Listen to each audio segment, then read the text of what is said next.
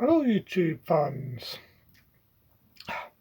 As I did Poltergeist and the utility of Poltergeist, I thought I'd do this haunted house film.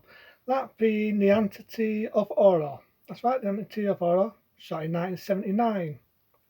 Now, as we all know, the Amityville, I should say, the Amityville of Horror was a true story based on a real haunted house. This is the bit where I'm going to be skeptical because the only bit I think was a true story was the opening. The rest of it was Mickey Mouse, meaning baloney. Right? That's just how I see it. Because my mum originally had a book about murderers, strange weird things like that. And it actually told you the offence of the Antiter house and about the lad what murdered his family. Now, as you know, at first it's based in 1974. And you get the sound effects, bang, bang, bang, bang, and you got the idea that this lad has murdered his family. But before all that, let's not forget the iconic theme to the Amity of Horror. La la la la la la la la la la la. And that's all I'm doing because I'll probably murder the rest. I like the theme tune though. It's cheapy, it's steady, it's frightening, it's everything. And as we all know, the Entity of Horror was based on a book as well as a true story. It starred Market Ticker, may she rest in peace, Dave Bolden, and can I fix the other actor? Roy Sider. Not Roy Sider who kills the shark, Roy Sider. He plays a priest in it, right? And it's like I say, it's based on 74 at first, and the family gets killed, and then it's based on one year after, that being 1975. Even though the film was a 79, it was based on 75, as we all know, because there was the offence when the family moved in.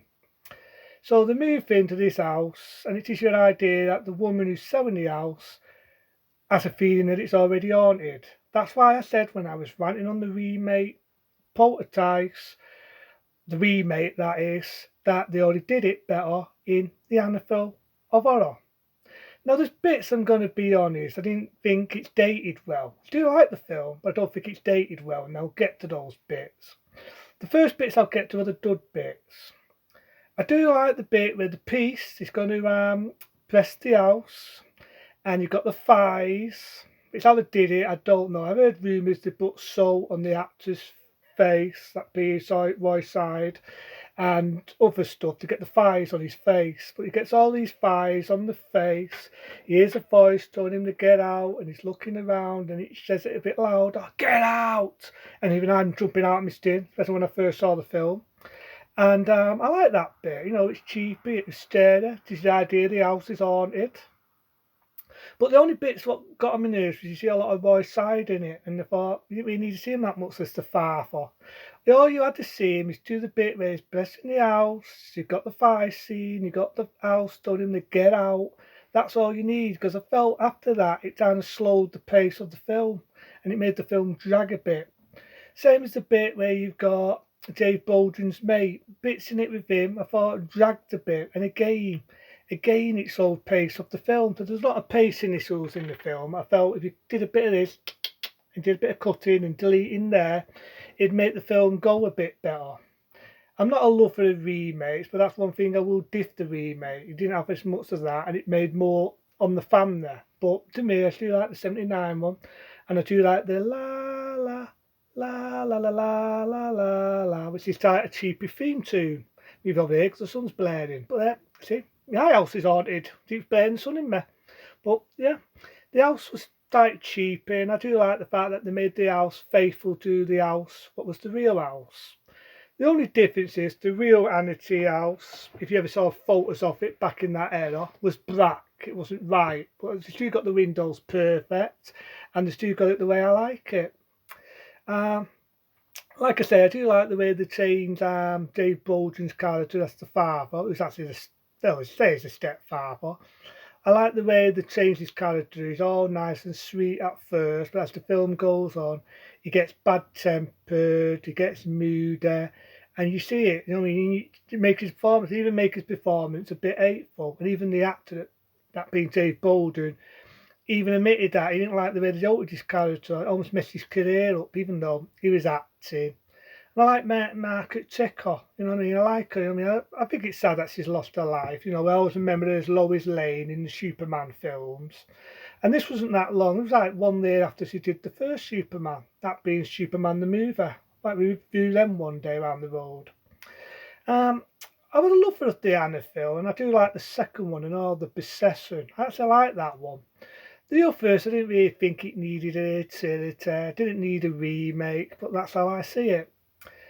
I also like this bit where the little lad's trying to wind his sister up and the window slams on his hands, which was a real event. It was mentioned that did happen in real life. Whether it's haunted or it was an accident on the window, I don't know. But that's what happened anyway. The window slammed on the poor lad's hand and had to rush him to hospital. Definitely made me jump out of my skin. There have been a taboo, is it a two-story, or is it make-believe land? Because there was a lot of rumours of how they had the fires on the window. Now think about it. This lad, right, murdered his family in cold blood. Even when you're seeing bloodstains, they're going to be invariably there. And even on a winter's day, the sun, like it's sunny today, we're in winter, if the sun blares on a certain item, it will bring out fires, especially when there's blood and there's brains still all over the fucking window. That's how I see it. But, you know, as it being an haunted house, I do know the house did have bad history, but I've heard so many different versions of the events of the Amityville. It has me testing now which bit is true and which bits is made up. But I do like it. I do like the bit nearly at the end where the blood comes across the walls and you got blood going down the stairs and they're all bouncing to get out, because that's what it is. It's a suspense. It's psychological, and to me, I like that. I mean, not all movies need boohoo and jump scares. I mean, I like the bit with the nanny in it. They got like a babysitter, and she gets locked in the cupboard, and she's screaming. Not in a cupboard. It's like in a door, not like a door where you put your trophy in and that, and the door shuts and she's banging, get me out, get me out. And this idea, she claustrophobic because the light goes off and she goes in panic mode.